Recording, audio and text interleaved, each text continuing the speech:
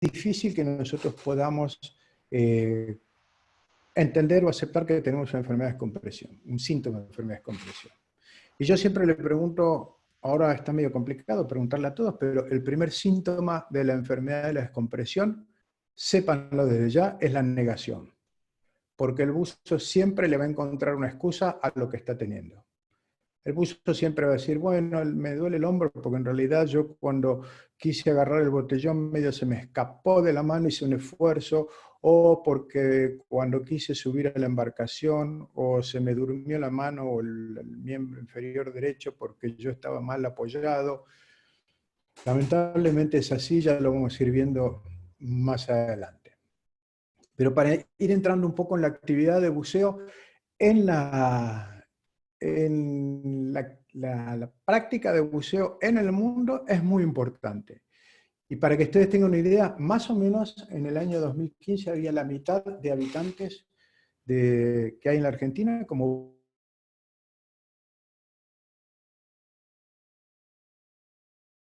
el Sporthealth de Report de 2016. La incidencia de enfermedades de compresión es bastante baja. Para aguas frías, de acuerdo con informes de Dan, es de 400 cada 100.000 buceos, mientras que para aguas cálidas es de 50 para cada 100.000 buceos. Y eso lo vamos a ir viendo porque un poco tiene alguna relación esto de la temperatura del agua. Y de acuerdo con este sitio de Divelogs, más o menos se estaban registrando unos 170.000 inmersiones por día en el mundo, teniendo en cuenta que la enfermedad de descompresión se produce, mejor dicho, más de 100 accidentes descompresivos por día, y si vemos este gráfico de Divelog, fíjense que me volví para adelante, discúlpenme. En 2020, evidentemente por las razones que todos conocemos y por las que todos estamos encerrados en casa, la cantidad de buceos ha disminuido notablemente, pero ustedes fíjense cómo venía más o menos estabilizada y de golpe cayó, que es lo que está pasando ahora, a pesar de lo cual ya tienen en estos 4 meses iniciales unos 30 o 40.000 buceos registrados. Es decir, que hay gente que todavía sigue buceando. Estamos hablando de buceo recreativo. Hay lugares donde se puede seguir buceando. La enfermedad de descompresión, antes que nada, es una condición probabilística. Hay una probabilidad de cada vez que nos metemos al agua que vamos a tener un síntoma de accidente descompresivo.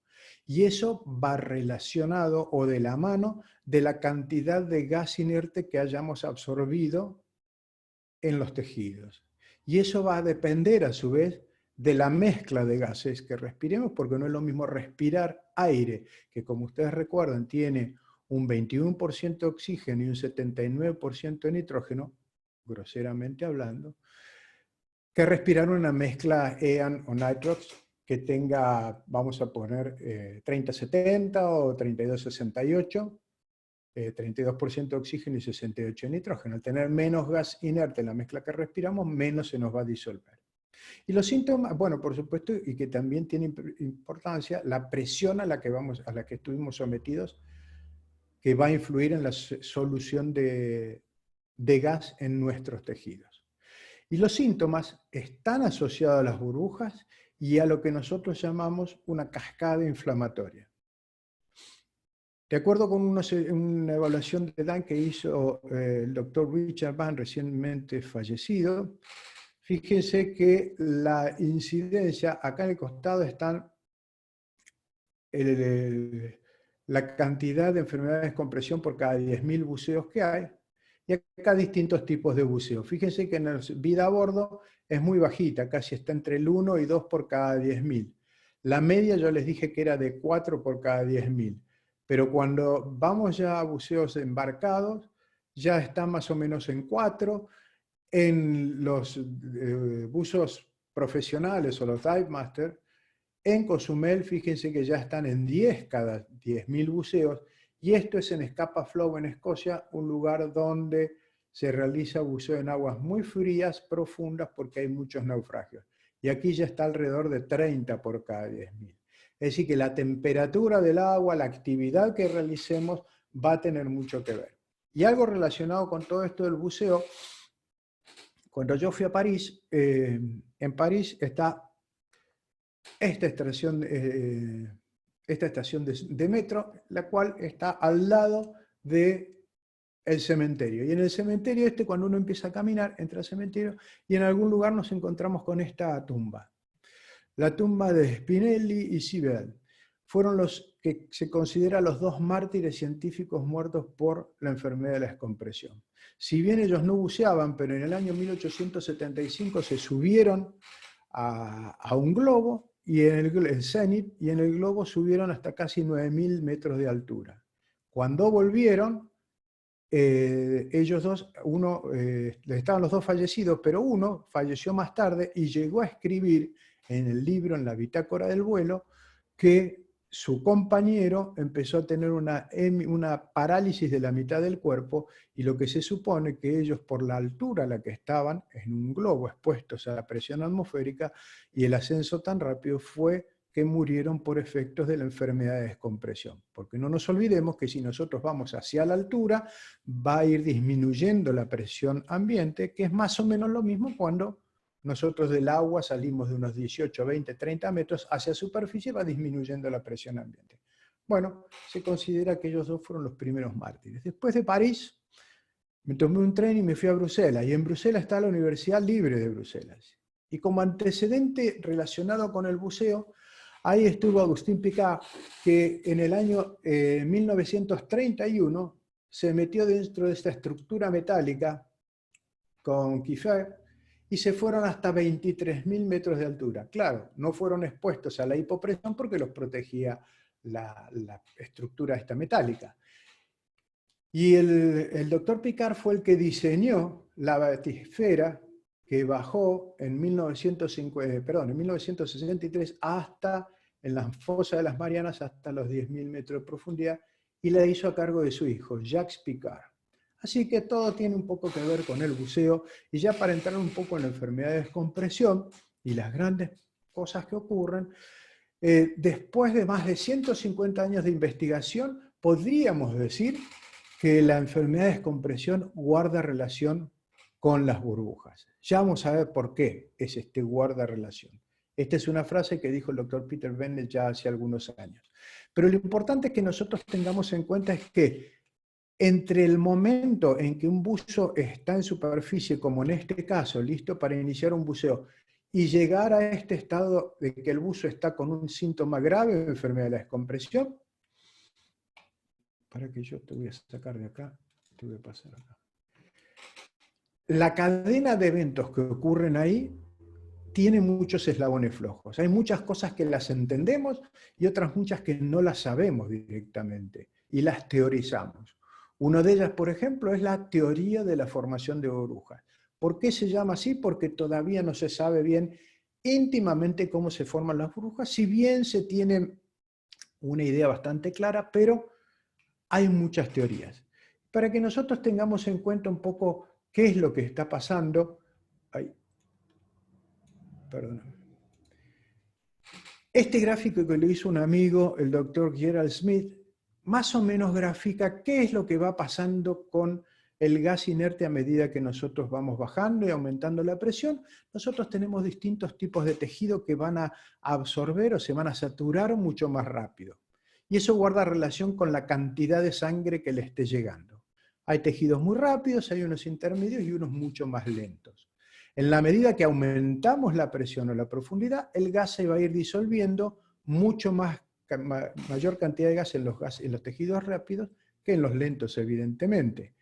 Pero siempre va a ir disolviéndose por igual. Ahora, ¿qué pasa cuando nosotros queremos salir hacia superficie? Empezamos a disminuir la presión y ese gas que estaba disuelto va a empezar a salir de los tejidos. El primero que va a salir es el que está en los tejidos rápidos, pero también lo que va a haber es un pasaje de gas de un tejido hacia otro, además de ir a la sangre.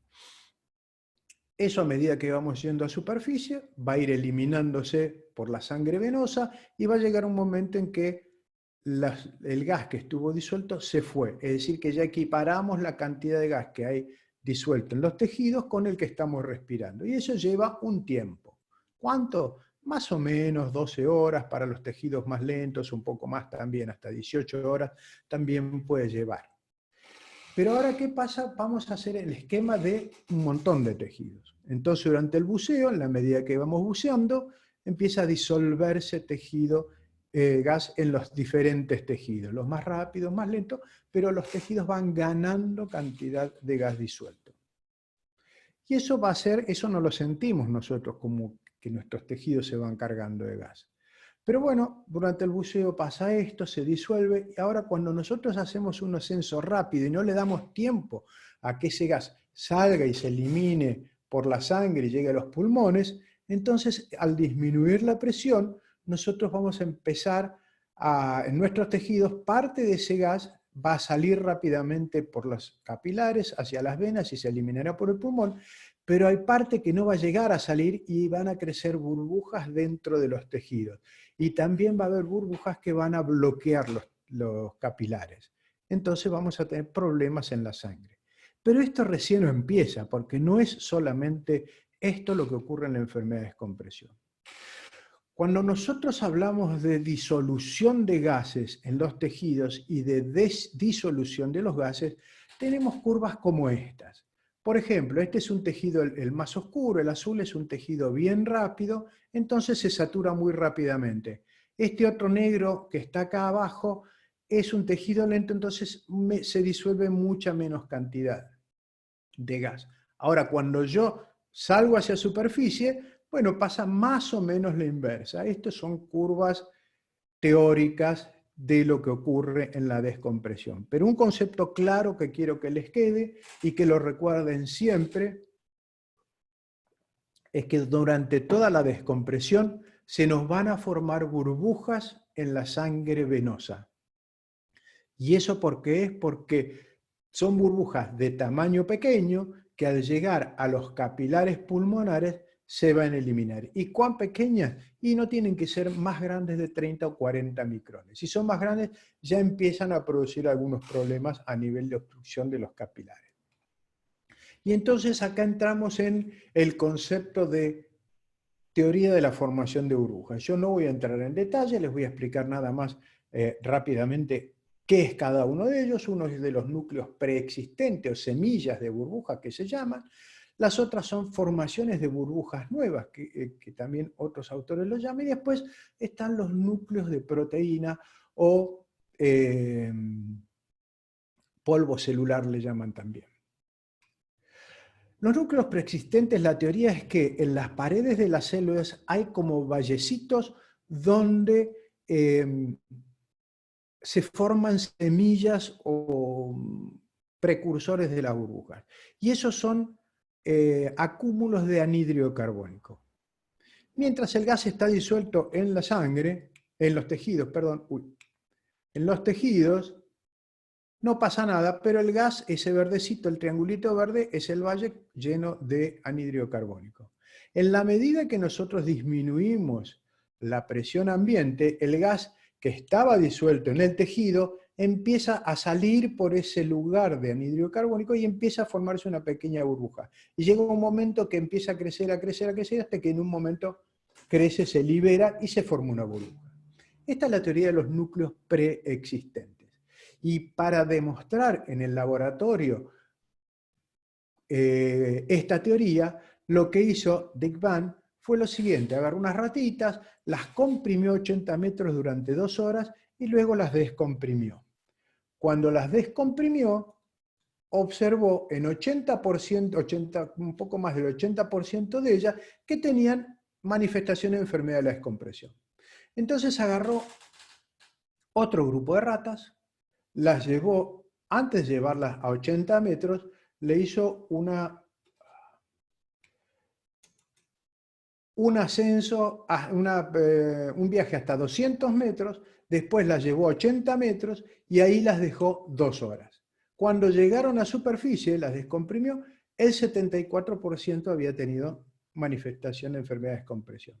Y después con otro grupo las llevó a 300 metros, la bajó inmediatamente hasta los 80, la dejó las 2 horas y 64% de las ratas tuvieron enfermedad de descompresión. Entonces lo que dicen es que al comprimirlas tanto a 200 o a 300 metros, lo que hizo la presión fue aplastar esos núcleos o semillas de burbuja.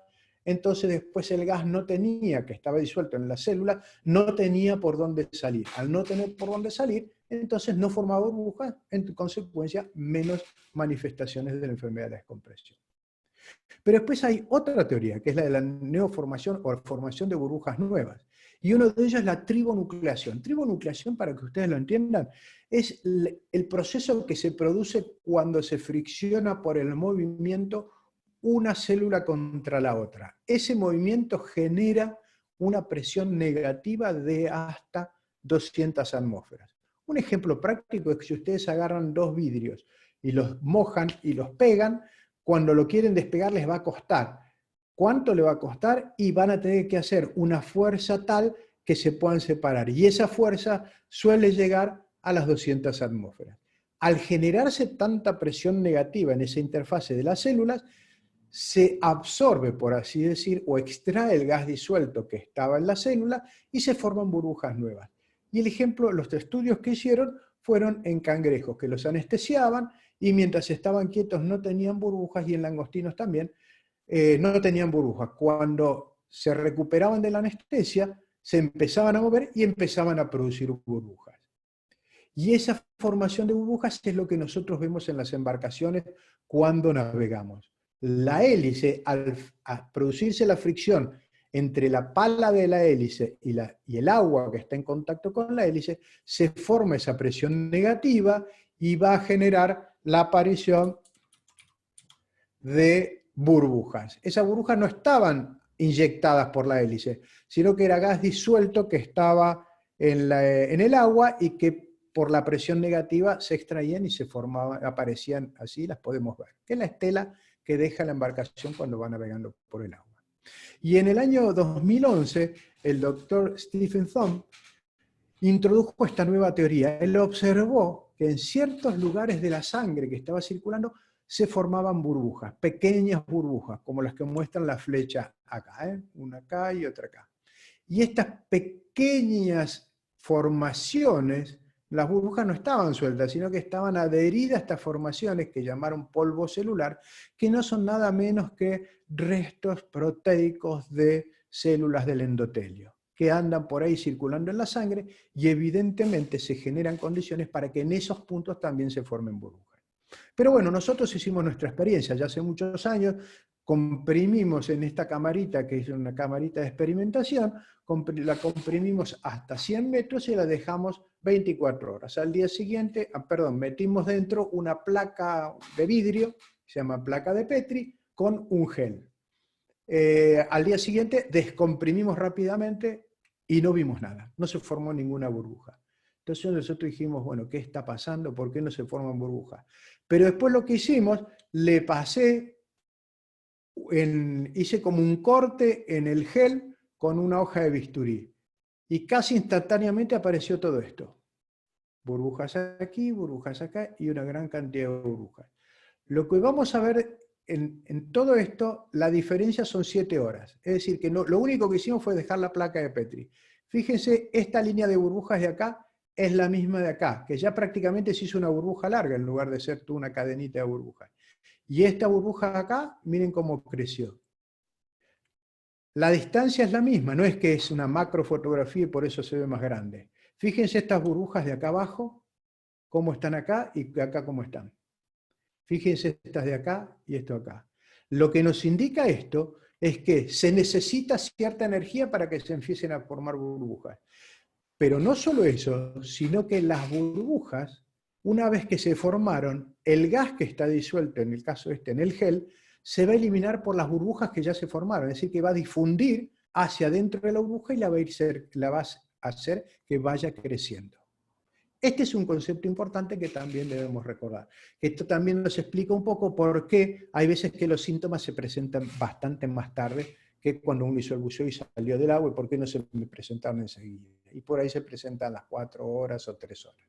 Bueno, un poco es esto, porque las burbujas van creciendo lentamente. Pero lo importante es que tengan en cuenta estos dos conceptos. perfusión y difusión. ¿Difusión de qué? Del gas. Va a depender del gas que nosotros estemos respirando como gas inerte, porque el oxígeno lo metabolizamos, pero el gas inerte, en el caso del aire, será el nitrógeno, pero los que hacen buceo técnico eventualmente van a tener helio también. Y el helio difunde mucho más rápido que el nitrógeno. Entonces, juegan dos papeles importantes, dos cosas juegan papel importante. Una es la difusión de los gases que estuvimos respirando y otra es la perfusión, es decir, la cantidad de sangre que está llegando a ese tejido. No es lo mismo un tejido como el músculo, que tiene mucha circulación, a el tejido de los tendones, que no tiene prácticamente circulación, tiene muy poquita. Entonces, los que tienen más circulación se les va a disolver mayor cantidad de gas y van a eliminar más rápido el gas también.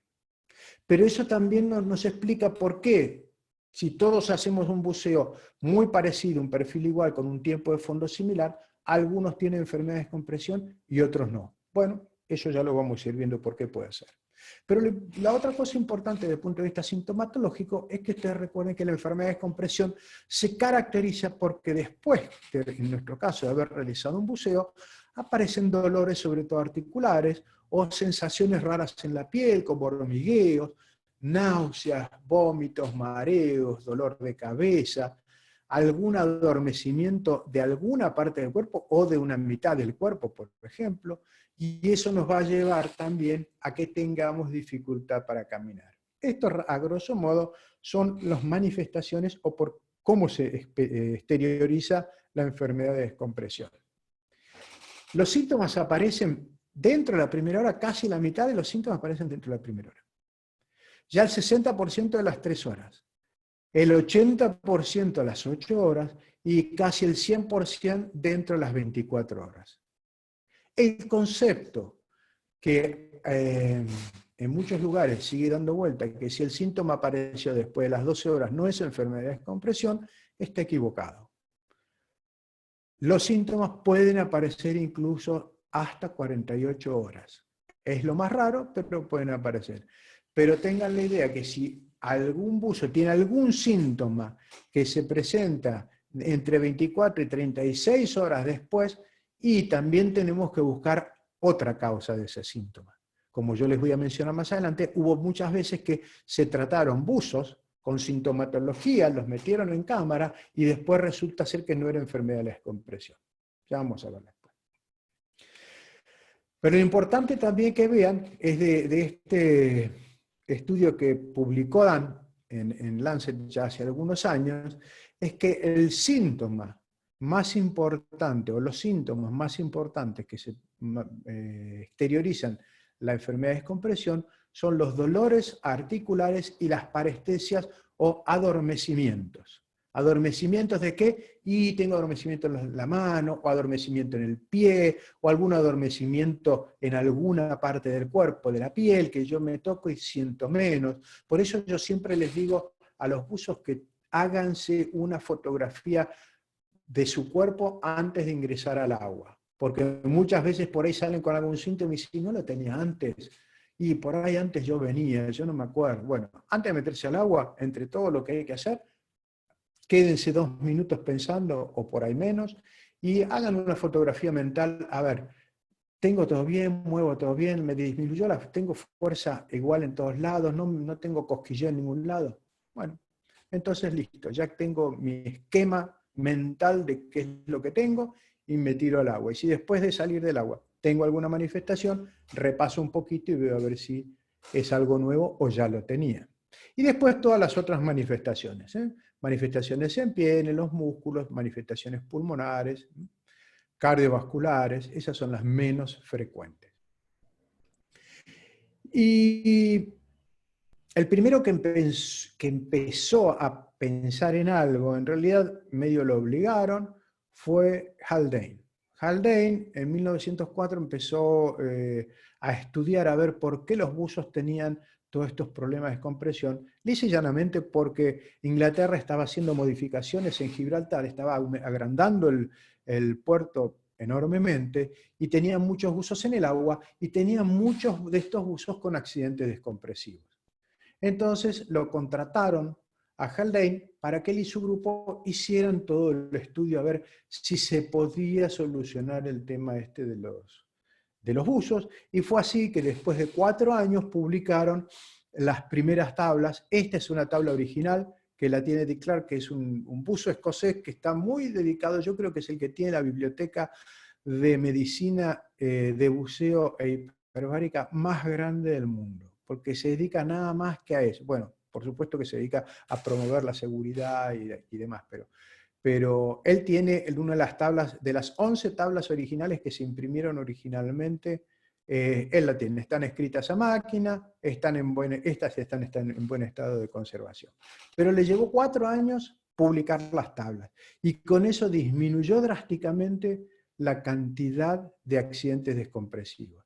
¿Y qué hizo? Cálculo matemático. No agarró e hizo un modelo fisiológico, hizo un cálculo matemático, lo probó con las cabritas, en las cabritas andaba bien, lo probaron exclusivamente en buzos para muy pocos buceos, no hicieron más de 20 buceos, y la Armada de Inglaterra promulgó las tablas de buceo y fueron aceptadas así como estaban, con 20 buceos, como yo les digo. Pero bueno, a partir de ahí empezaron a aparecer otros modelos matemáticos, otra forma de calcular a ver cuánto gas se me disuelve y cómo lo voy eliminando, a ver si me forma burbujas, si no, bueno, si forma burbujas, que sean burbujas pequeñitas, no importa. Hay distintos modelos, como algunos le puse acá, y lo que pasó es que dijeron, bueno, nosotros con este modelo podemos, con los modelos que diseñamos, podemos controlar la enfermedad de descompresión. En realidad podemos minimizar, no la podemos evitar. Pero una forma para poder determinar a ver si la descompresión me producía burbujas es por medio del Doppler. El Doppler es ese ruido que se escucha ahí de fondo. ¿Se escucha, verdad? Sí.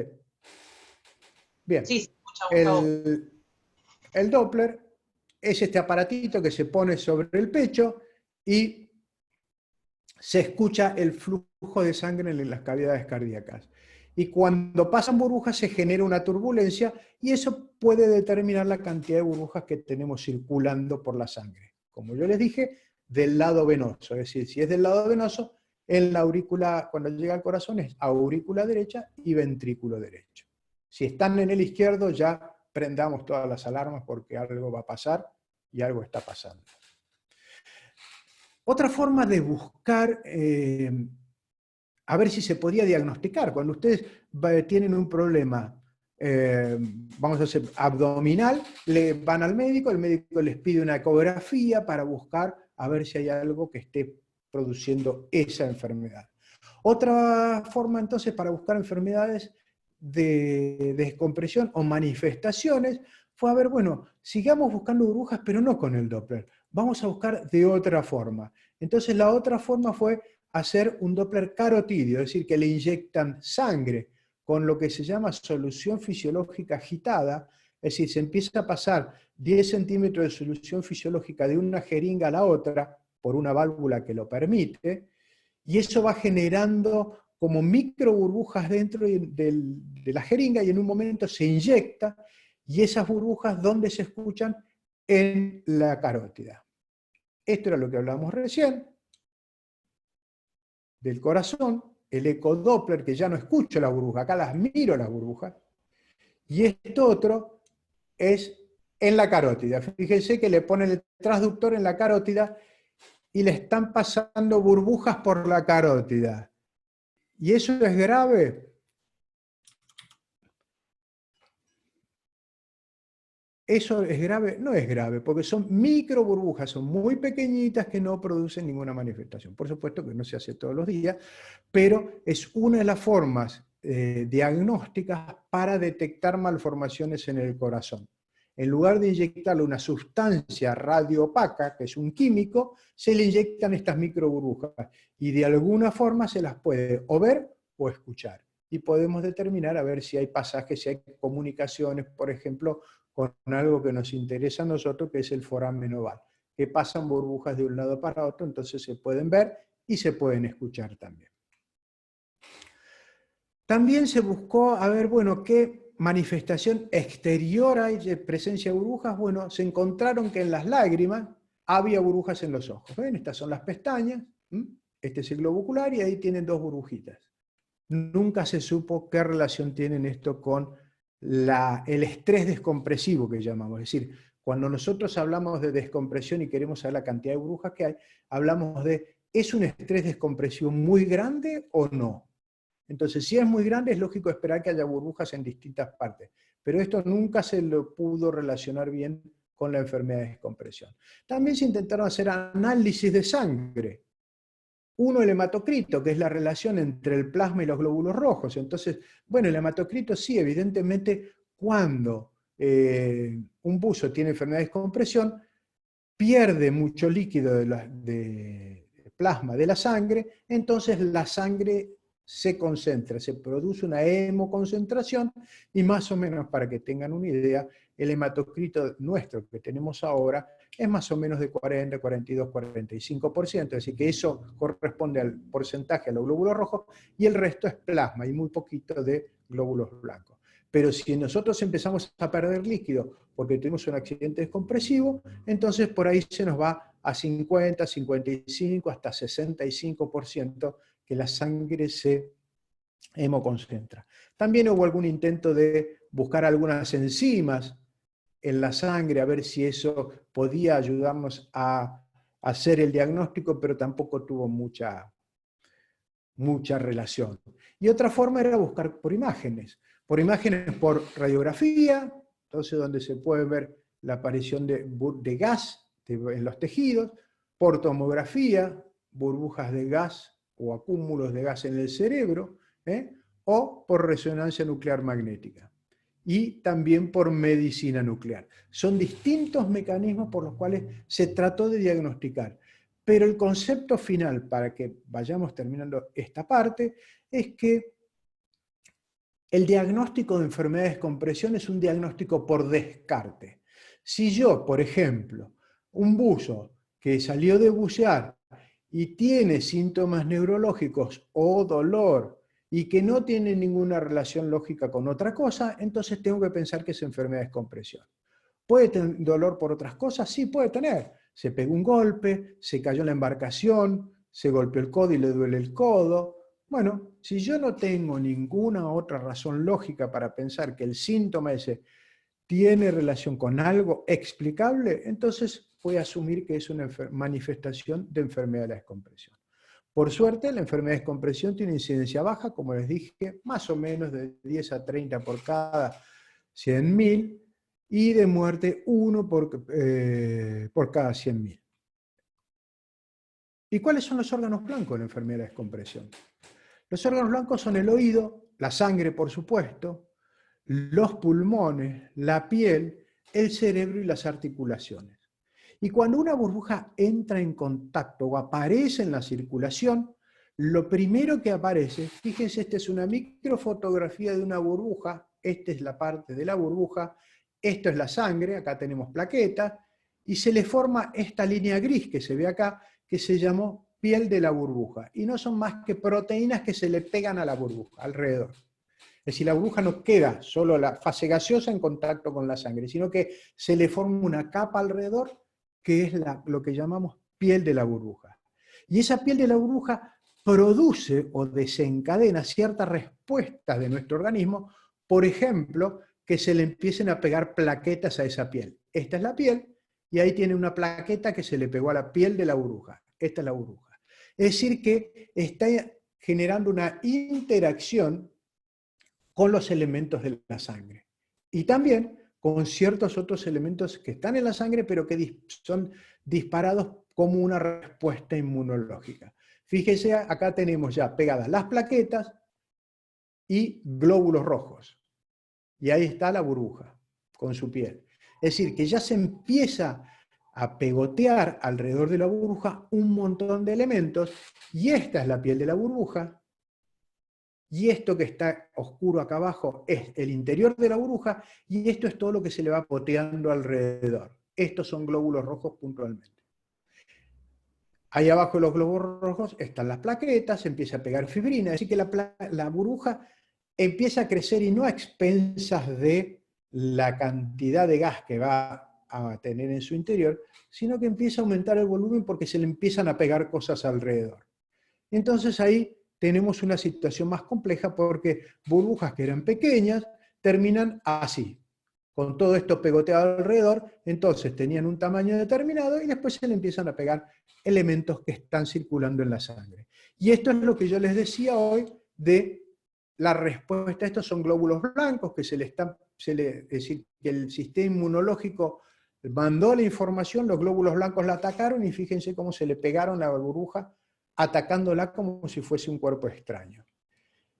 Y otra cosa que producen es esto. Esta es una microfotografía con glóbulos blancos marcados que se pegotean al endotelio y eso es lo que hace que aumente la permeabilidad de los capilares. Entonces empieza a salir plasma por los capilares y la sangre empieza a concentrarse. Esto también produce una destrucción de las lipoproteínas, es decir, son un complejo de proteínas que tiene lípidos. Al romperse la lipoproteína se empieza a liberar mucha grasa.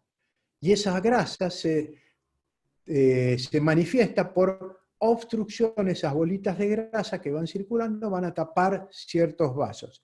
Y en algunos casos producen, este caso de acá es una parte del riñón de un buzo que tuvo una enfermedad descompresiva masiva y todos los puntitos rojos es por una tinción particular, son bolitas de grasa que taparon todos los capilares de esa parte del riñón. Es decir, que la grasa que se separa de esa unión de la lipoproteína también nos va a producir algún síntoma. Así que se están dando cuenta que ya no es solo la burbuja, ya también hay bolitas de grasa o trocitos, como quieren llamarlo, partículas grasas que van a tapar la circulación y nos van a agravar el cuadro. Así que ya la burbuja está quedando atrás. Y la burbuja también produce, esta es la microfotografía del endotelio, de la parte interior de los capilares, y fíjense acá, después que fue expuesta al pasaje de burbujas, acá le está faltando un pedazo de las células del endotelio. ¿Por qué? Porque se las llevó. Y bueno, vamos a empezar a hablar de las manifestaciones y por qué produce la enfermedad de descompresión, los síntomas que produce. Los pulmones es uno de los lugares donde, es decir, nosotros buceamos porque tenemos pulmones. ¿Por qué digo esto? Porque los pulmones, nuestra circulación sale de los capilares venosos, viene subiendo por las venas, llega a los pulmones y empieza a pasar nuevamente por capilares, es decir, que se empieza a disminuir el calibre. Y es ahí donde si hay burbujas que tienen un tamaño superior a esos 30 o 40 micrones, van a quedar obstruidas, atrapadas ahí en los capilares y van a tapar la circulación. Y eso me va a generar lo que se conoció hace muchos años como los chokes en idioma inglés, pero algunas veces también producen lo que se llama embolia paradojal, porque son síntomas como si hubiese tenido una inyección de burbujas en la circulación arterial y en realidad está tapando los capilares pulmonares, no pasó para las arterias. Pero los chokes o la enfermedad de descompresión pulmonar es un cuadro muy grave. Yo solamente para que tengan una idea, les voy a mostrar, esta es una foto de un buzo que estaba haciendo un buceo a 57 metros con un equipo recirculador y tuvo una falla técnica, hizo un ascenso rápido hasta la superficie. Todo lo que ustedes ven, esta es una radiografía bastante blanquita, ahora la vamos a comparar con esta otra que es más negra, que está bien aireada. Esta no está tan negra porque tiene mucho aire. Una de las manifestaciones es la aparición de edema en el pulmón, es líquido que se va acumulando en el pulmón. Por eso la radiografía es más blanquita. Esta ya es a los 5 días, después que recibió el tratamiento recompresivo y tratamiento médico, y entonces ya los pulmones, esta es una radiografía normal de la que vemos cotidianamente. Un color oscuro porque tiene mucho aire. ¿Y cuáles o cuándo ocurren estas manifestaciones pulmonares? Primero tiene que haber una omisión de la descompresión bastante importante, en tiempo me refiero. Es decir, que si yo estaba haciendo un buceo y tenía que hacer alguna parada de descompresión, vamos a suponer, tenía que parar a 9 metros 6 minutos y a 6 metros 18 minutos, y por ahí, por algún problema técnico del equipo o porque entré en pánico por lo que a ustedes se les ocurre, hice un ascenso, no paré a hacer la descompresión, entonces una omisión de ese tipo me va a generar muchas burbujas en las venas que se me van a bloquear en los capilares pulmonares y ahí me va a producir la sintomatología. ¿Y cuál es la sintomatología? Tos seca y dolor atrás del esternón. Tos seca porque no es una tos porque tengo secreción en los bronquios, es tos por mecanismo reflejo. Dolor retroesternal por el proceso obstructivo de toda la circulación capilar de los pulmones. Eventualmente se empieza a hacer esa tos seca productiva si empieza a acumularse líquido, sangre, dentro de los alvéolos. En la medida que vaya aumentando, con la tos voy a empezar a remover esa sangre. Dificultad para respirar y cianosis. Cianosis es el color violáceo en la boca, en los labios, las orejas, la punta de los dedos. Hambre de aire, voy a tener sensación de que me falta aire, entonces voy a tener hambre de aire. ¿Por qué? Porque mis pulmones no están, al tener bloqueada la circulación, no hay una buena oxigenación, de hecho es bastante mala. Eso me va a llevar a un cuadro respiratorio grave, que finalmente si no es tratado inmediatamente, le hace recomprimido en la cámara inmediatamente, es muy probable que haga un paro cardíaco y un paro respiratorio y fallezca. Otro de los órganos blancos es el sistema nervioso central y periférico. Tanto la médula, el cerebro y los nervios periféricos son afectados. Y si nosotros relacionamos la aparición de los síntomas del sistema nervioso, es decir, manifestaciones neurológicas de enfermedad de la descompresión, nosotros vamos a ver que prácticamente la mitad de los síntomas aparecen dentro de los 10 minutos después de haber salido a superficie. Quiere decir que los síntomas se presentan muy, muy rápido. Estamos hablando del sistema nervioso central, de todo. En este caso fueron 1070 bullos. Y si lo comparamos con los de la médula espinal, más o menos es lo mismo. Así que los síntomas de enfermedad de la descompresión son neurológicos, aparecen muy rápido. Si uno va a tener una enfermedad de descompresión con compromiso del sistema nervioso, háganse la idea que aparecen bastante rápido. Dentro de la primera hora aparecen los síntomas neurológicos, que ya vamos a ver cuáles. Y los mecanismos por el cual se produce son distintos, hay teorías también, es decir, no se conoce a ciencia cierta. El primero es que el gas el nitrógeno que se empezó a formarse fue y tapó la circulación en la médula espinal. Eso me va a dar una de las sintomatologías que ahora vamos a ver. Otra es que el gas va a tapar la circulación venosa de la médula, entonces se produce lo que se llama un infarto venoso. Al taparse los plexos venosos, no permiten que la sangre arterial siga llegando, entonces al no haber sangre arterial se produce la mala oxigenación del tejido nervioso y se produce la sintomatología. Otro es la aparición de burbujas autóctonas. El doctor Francis en algún momento hizo un trabajo que ahora les voy a hablar. Y otro es lo que se llama el síndrome compartimental, que se produce una acumulación de líquido entre las meninges, que son las membranas que envuelven a la médula, y como aumenta la presión, comprimen todos los capilares de la médula, no deja que haya buena circulación, no hay buena oxigenación, entonces empiezan a aparecer los síntomas. Esta es la de las burbujas autóctonas del trabajo que hizo Francis. Esto lo que hizo fue agarrar unos perros, los sometía a presión, le producía una descompresión rápida, los animalitos estaban con síntomas con parálisis, que son uno de los síntomas de enfermedad de descompresión, y lo que veía cuando les cortaba la médula, les estudiaba con microscopio, que la médula del animal estaba llena de burbujas. Y esta es la microfotografía, la fotografía electrónica de una de estas burbujas.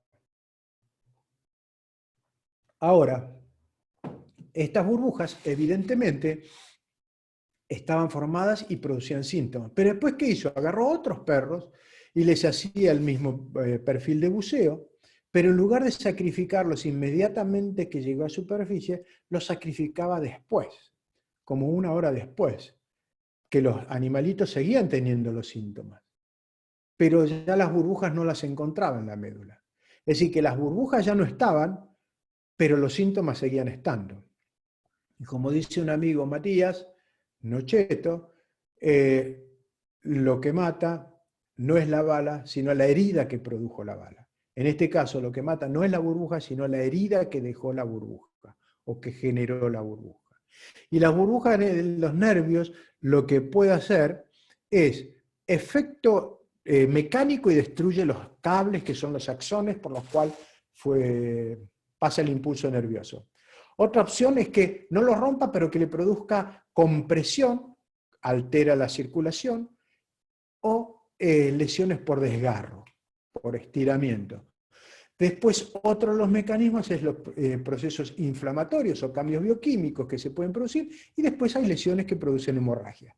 Entonces los nervios, el tejido nervioso se irriga muy mal, entonces no llega oxígeno a las células y las células empiezan a morirse y a manifestarse de alguna forma. Pero la médula espinal hay algo bastante característico, que nosotros tenemos arterias en la parte posterior de la médula. Este es un corte de la médula espinal. La médula corre por dentro de nuestra columna vertebral. Esta es la parte de adelante y tiene unas arterias. Y acá está la parte de atrás y corren otras arterias. El asunto es que en algún punto las arterias de adelante y las de atrás se entrecruzan. Entonces, una de las teorías es que en ese entrecruzamiento se produce una red tan compleja que es ahí donde se van a bloquear las burbujas o quedar atrapadas las burbujas y van a producir los síntomas por eso. Y ese entrecruzamiento tiene una forma de C, si se estudia microscópicamente, en el corte de la médula, y donde está muy presente es tanto en la médula cervical como en la médula lumbar. Y son los dos lugares donde más se manifiesta la enfermedad de descompresión cuando nos compromete la médula. Y en relación a la aparición del síntoma, que yo les dije que más o menos la mitad aparecen dentro de los 10 minutos, y el mecanismo por el cual se produce la lesión, hay uno de las burbujas autóctonas, estas que hizo Francis con sus perritos. Entonces, claro, aparece tan rápido, entonces los síntomas se presentan bien rápido, porque eso ocurre ni bien se produce la enfermedad de descompresión.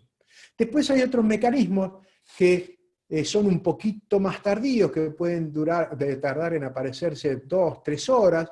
Entonces el mecanismo por el cual se producen esos síntomas son otros, como por ejemplo la mala oxigenación o procesos hemorrágicos, o lo que yo les contaba de la embolización venosa. Al taparse la vena no deja que llegue la sangre por las arterias, entonces se produce ese infarto venoso.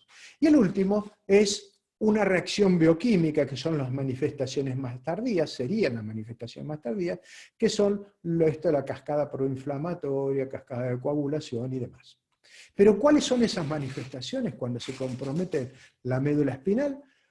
Paraplegia quiere decir que tiene alteraciones en la movilidad, en la fuerza de la cintura para abajo. Pérdida de control de esfínteres.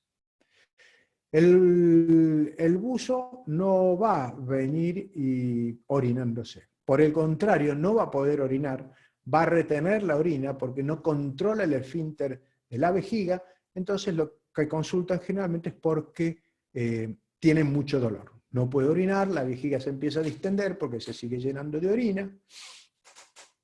Y yo ahora les cuento una anécdota que me contaba Matías cuando fue a ver a los indios misquitos. Los indios misquitos viven en Honduras y bucean para pescar langosta en forma muy artesanal, muy artesanal. Ellos salen en una embarcación, la embarcación lleva unas cayucos, le llaman, que son unas canoitas, que va el cayuquero, que es el que rema, que generalmente son chicos de 13, 14, 15 años, y el buzo que va juntando las langostas. Y bucean más o menos, para que ustedes tengan una idea, entre 8 y 10, 12 botellones diarios. Imagínense la cantidad de gas inerte que tienen en sus cuerpos, y muy frecuentemente tienen enfermedades de descompresión. De hecho, ir a la Mezquita, que es el lugar donde viven, es muy común ver a la gente que anda en silla de rueda con algunos elementos, porque casi todos tienen problemas de parálisis. Pero el punto es que estos buques que vuelven cuando la embarcación o la bodega tiene las colas de langosta bastante llenas. Entonces, por ahí se pasa 4 o 5 días hasta que vuelve. Pero si a uno le tocó tener una enfermedad de descompresión el primer día, lo dejan en cubierta y los otros siguen trabajando. Pero ese pobre individuo por ahí tiene síntomas de pérdida de control de esfínter y es tanto el dolor que siente que muchas veces tiene que recurrir a medidas extremas, a ponerse cualquier cosa para poder orinar. Para que se hagan una idea, muchas veces utilizan un cable al cual le sacan el cobre y lo que usan para introducirse es el plástico del cable. Es tal el dolor que produce que la desesperación los lleva a eso. Alteraciones sensitivas de lo que a ustedes se les ocurra, que tenga una anestesia total o puedo tener hormigueos y en el medio cualquier otra cosa. Alteraciones motoras, tengo disminución de la fuerza, no tiene que estar paralizado, puedo tener disminución de la fuerza, puedo tener una parálisis total, ¿de qué parte? Y puedo tener nada más que de los músculos flexores de la mano o los músculos que me hacen extender la pierna sobre el muslo, o al revés, los de que la flexionan. No es que la parálisis de todo el miembro, puede haber de todo el miembro también, pero también hay que pensar que hay síntomas menores. Por ahí no puedo, tengo poca fuerza en mover los dedos del pie, y eso me está hablando de alteraciones motoras. Y después una que es bastante importante saber diferenciarla es la irradiación radicular, es decir, el buzo sale con un dolor, supongamos en el miembro inferior derecho, y el dolor no es por un problema articular, como vamos a ver ahora más adelante, sino que es por un compromiso de la médula que está comprometiendo los nervios que llevan la sensibilidad de esa parte del cuerpo. Entonces el dolor no es por una lesión en la parte que le está doliendo, sino donde salen de la médula. Y eso hay que diferenciarlo si es un síntoma neurológico o si es un síntoma más benigno o menos grave como es un dolor articular. Los síntomas cerebrales, por supuesto, se cree que guardan relación con la embolización, es decir, con la aparición de burbujas en las arterias del cerebro o algún proceso hemorrágico o inflamatorio. La latencia de aparición de los síntomas, como yo les dije, del cerebro, comparada con la espinal, es mucho más rápido. Fíjense que casi el 75% de los síntomas cerebrales aparecen a los 10 minutos. El de la médula espinal habíamos dicho que era más o menos el 50-55%. ¿Y cuáles son los síntomas de enfermedad de descompresión del cerebro? Cefalea intensa, déficit de los pares craneanos. Los pares craneanos son 12 nervios pares, es decir, uno de cada lado, que nos van a inervar fundamentalmente la cara, los ojos, la boca, la lengua, los músculos estos de acá, estos músculos de acá arriba, los espinales, que nos hacen levantar los hombros. Entonces, hay un entrenamiento que es hacer un examen neurológico, y el que le está haciendo el examen va a buscar en el buzo que tuvo un incidente descompresivo, a ver si tiene síntomas cerebrales de enfermedad de descompresión. Entonces él tiene que evaluar todos esos pares craneales, la sensibilidad de la cara, el movimiento de la lengua, la audición, la agudeza visual. Todos esos son pares craneanos que nos están diciendo qué es lo que está pasando dentro del cerebro. Hemiparesias faciales. Pueden que tengan parálisis totales o parálisis parciales de la mitad de la cara. Y en ese caso puede ser debido a lesiones del cerebro. También puede ser debido a lesiones periféricas del nervio, pero muchas veces es del cerebro también. Hay que diferenciarlo en algún momento. Pérdida de la conciencia o alteraciones de la conciencia. Puede ser que esté obnubilado, confuso, o puede que quede inconsciente totalmente. Cambios de la personalidad, eso es bastante importante tener en cuenta. Hay veces que se presentan cambios de la personalidad, una persona que era muy tranquila se vuelve muy agresiva. Entonces, si estuvo buceando y tuvo una carga de gas inerte importante, tenemos que pensarlo también que puede ser una enfermedad de descompresión. Alteraciones en la memoria, por supuesto, y cuadros de psicosis aguda. Pacientes, buzos que eran normales y de golpe empiezan con conductas muy alocadas. El oído interno es otro de los órganos blancos. La manifestación, nosotros debemos recordar que el oído este es el oído medio, donde están los huesitos, este es el tímpano, la trompa, y acá esto es el oído interno. Acá tenemos el caracol, que es el encargado de que nosotros oigamos, porque el nervio auditivo llega hasta el caracol, y después acá estos son lo que se llaman canales semicirculares que intervienen en el equilibrio. Entonces, si yo tengo algún compromiso del oído interno, voy a tener alguna de estas manifestaciones que se exteriorizan por compromiso de estas estructuras. Complejo vertiginoso es canales semicirculares. Acúfenos, que son los zumbidos, es esto de acá. Y disminución de la audición también es esto de acá. Entonces, yo puedo tener algunos, el complejo, la tríada de la sintomatología del compromiso del oído interno son vértigos, zumbido de oído y disminución de la audición. Eso es lo más característico. Son mucho más frecuentes en buceos de saturación o en buceos con mezclas trimix, oxígeno, helio y nitrógeno. Es decir, buceo técnico. Otro órgano blanco es la piel y los linfáticos.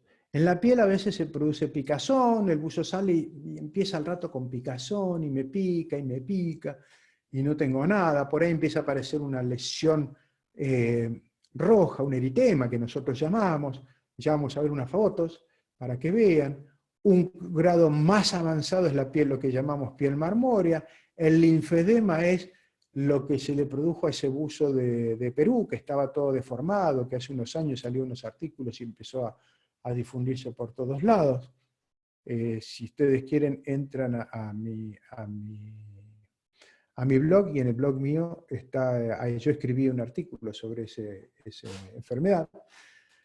Y otro proceso es lo que se llama contradifusión, que es lo que vamos a ir viendo. Estas son las lesiones en la piel que se pueden producir por enfermedades con presión. Fíjense, esto es un eritema, es todo rojo, realmente es más o menos benigno, uno no lo puede definir como benigno porque hace unos años hicieron un estudio haciendo trabajos de investigación en cerdos de embolización cerebral y algunos cerdos presentaban este tipo de lesiones en piel. Entonces se vio que esta lesión en piel es una respuesta, refleja a lesiones que tienen en el cerebro. De hecho, cuando un buzo tiene este tipo de lesiones, una de las cosas que hay que descartar, una vez que se solucione el tema, es ver si no tiene una comunicación, el foramen oval permeable, comunicación de derecha a izquierda a nivel de las aurículas. Porque esas burbujas que yo le dije que se forman, cuando llegan a la aurícula derecha, si se dan ciertas condiciones, pueden pasar a la aurícula izquierda y de ahí al cerebro. Y por ahí, si tiene esto, es que se está produciendo alguna lesión a nivel del cerebro. Esto es un poco más grave, por así decirlo, pero muchas veces cualquiera de las dos evoluciona muy bien con oxígeno normovárico. Si no evolucionan bien o tienen algún síntoma neurológico, porque esto por ahí no está solo, sino que tiene algún adormecimiento o un cosquilleo en alguna parte del cuerpo, entonces sí va a requerir tratamiento recompresivo. Y esta es la panza de un buzo en Chile, que este individuo tiene, eso hacía 3 años que lo tenía, así. Y cuando se mete al agua se le pone peor. Entonces, lo primero que pensamos es una respuesta alérgica, una vasodilatación por el frío que se produce por liberación de histamina, que es un vasodilatador.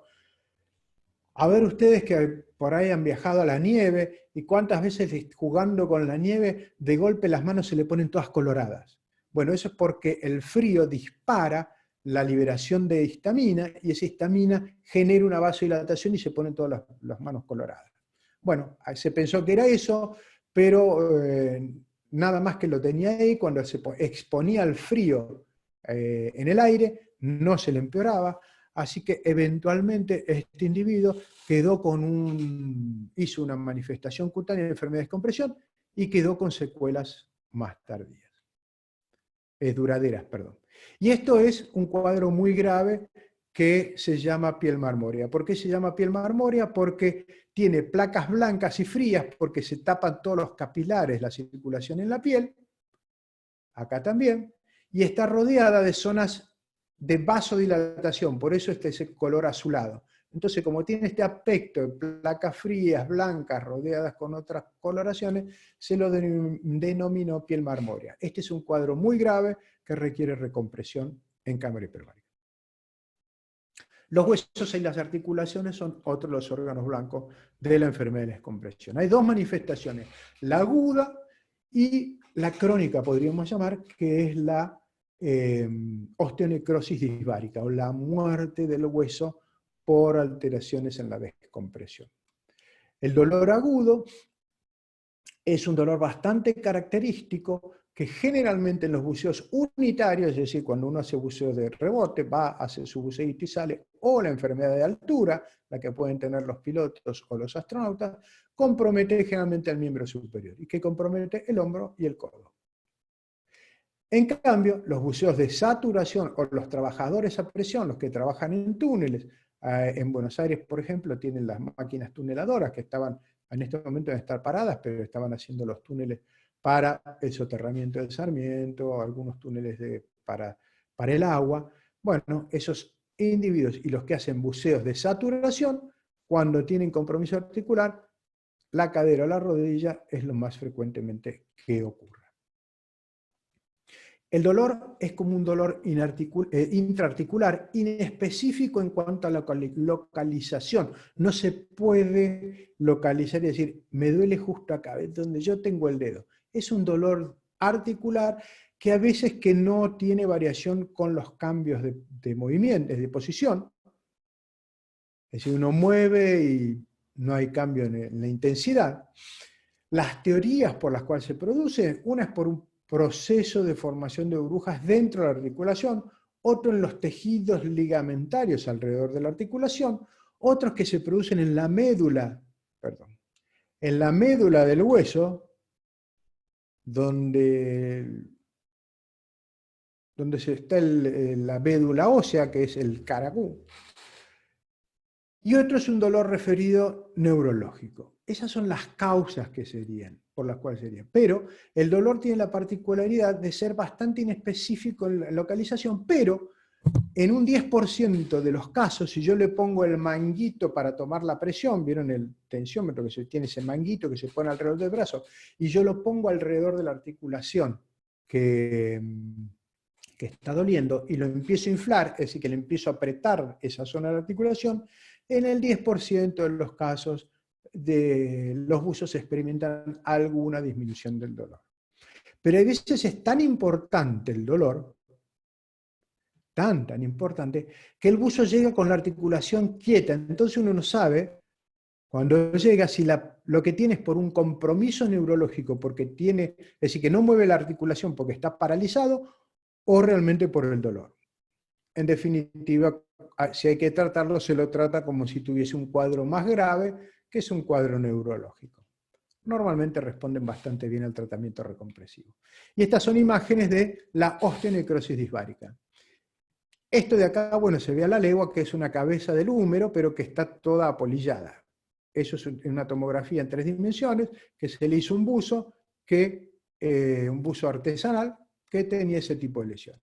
Este es otro tipo de manifestación, este es la rodilla, y este es el fémur, y esto es el muslo. Y fíjense esa formación que tiene ahí dentro del fémur. Esto es un hallazgo radiológico porque no produce síntomas. Esto sí produce síntomas. Esta es la radiografía de la articulación de la cadera, fíjense que también, y aquí fíjense también la necrosis, de lo negrito, eso que muestran las flechas, de una rodilla. Estas son lesiones en buzos artesanales, que han hecho mucho buceo empírico, así, bueno, sí, buceamos porque me enseñó el primo, el cuñado del amigo, y sí, yo buceo. Pero lamentablemente bucean y son esos que dicen, bueno, me voy el sábado a descomprimirme de todos los buceos que hice en la semana. Eso pasa también, lamentablemente. La osteonecrosis disbárica generalmente afecta a la cadera, al hombro y la rodilla. Este es en una cadera, una resonancia magnética. Fíjense cómo la cabeza del fémur está totalmente destruida porque se aplastó ya por efecto de la debilidad que tenía. Y Esto que hablamos de la sintomatología de la enfermedad de descompresión, inicialmente en la década del 60 se la clasificó en síntomas. Uno, que eran síntomas leves, síntomas de dolor articular, algunas manifestaciones cutáneas, y síntomas graves, enfermedades, síntomas neurológicos de enfermedad de descompresión, sea compromiso cerebral o sea compromiso de la médula. Y después apareció Francis, en algún momento describió lo que se llamó enfermedad tipo 3. Es decir, hay algunos buzos, sobre todo los que hacen enfermedad de descompresión por omisión de mucho tiempo de descompresión, pero a su vez que estuvieron mucho tiempo en el agua, hacen manifestaciones de embolización de las arterias del cerebro y de enfermedad de la descompresión de la médula. Entonces eso lo llamó enfermedad tipo 3, que tiene las dos manifestaciones, de enfermedad de descompresión y de aeroembolismo.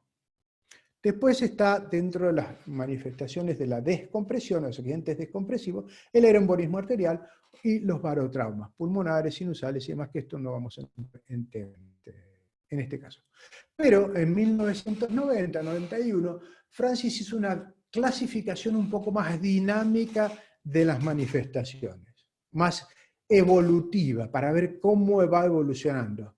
Entonces, ¿qué dijo? Bueno, la enfermedad descompresiva desde el punto de vista de evolución es progresiva o es estática. Es decir, los síntomas avanzan, se hacen más graves, o empezaron así y así se quedaron.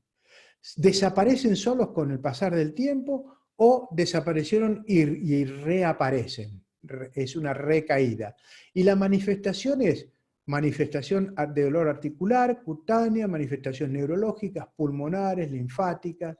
Entonces, esto da un cuadro un poco más real de lo que tiene el buzo. No es lo mismo que yo llame por teléfono y le diga a un médico que va a recibir un buzo que tiene síntomas leves de enfermedad de descompresión o síntomas tipo 1, enfermedad de descompresión, a que yo le diga, mire, este es un buzo que hizo tal buceo y tiene un dolor que empezó en el hombro derecho, de forma leve, progresivamente fue aumentando de intensidad, no calmó a pesar del tiempo, que ya hace, supongamos, 10, 12 horas que estuvo la manifestación, que no tiene ninguna manifestación cutánea ni ninguna manifestación neurológica, no tiene problemas para respirar, no tiene nada más que eso. Es distinto la imagen que se hace el médico recibe con esta segunda clasificación que con decirle nada más, es un buzo que tiene un síntoma leve de enfermedad de descompresión.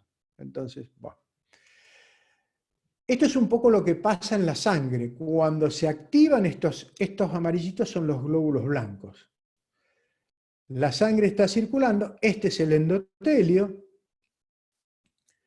se activan ciertas sustancias que tienen los glóbulos blancos y las células del endotelio, entonces esos glóbulos blancos empiezan a pegotear, se adhieren a la pared del endotelio, empiezan a salir hacia afuera del endotelio y empiezan a producir lesiones mucho más importantes. Y esto que ustedes ven acá, que dice ICAM1, IL8, todo esto es lo que nosotros llamamos citoquinas, que por ahí lo escucharon ahora por el tema de coronavirus, pero estas citoquinas es lo que forman parte de la cascada proinflamatoria. Entonces la burbuja se fue, pero me dejó esta cascada proinflamatoria en los capilares, cosa que me agrava mucho más el cuadro. Y como un resumen general de lo que le pasa al individuo, se producen alteraciones en la coagulación de la sangre, lo que lleva a agregación plaquetaria, a coagulación de la sangre y a salida de esto, quimiotaxia, en la salida de los glóbulos blancos de los capilares. Y eso va de la mano de la pérdida de líquidos, ¿sí? Al aumentar la permeabilidad, el líquido empieza a salir, lleva una disminución del volumen de la sangre porque parte del líquido sale hacia el tejido, hemoconcentración, y eso va agravando cada vez más el cuadro. Entonces, listo, en un momento dijeron, bueno, ya tenemos todo controlado, entendimos cómo se produce,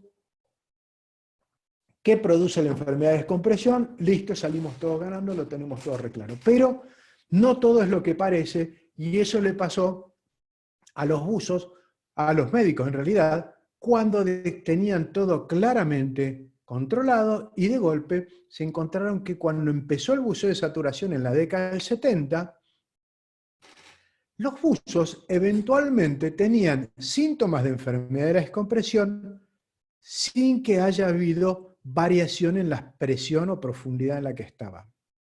Entonces dijeron, bueno, acá algo está pasando. Nosotros pensamos que la enfermedad de descompresión se producía porque las burbujas aparecían porque disminuía la presión ambiente, tenía el gas disuelto, eso hacía que aparecieran las burbujas, activaban la cadena proinflamatoria, la coagulación, la pérdida de líquido, lo teníamos todo claro, pero ahora ellos están tiraditos en la cama y de golpe empiezan con síntomas.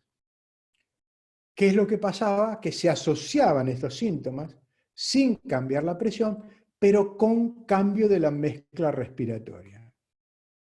Entonces empezó a pasar lo que se llamó enfermedad por descompresión isobárica, es decir, a isopresión, a presión igual.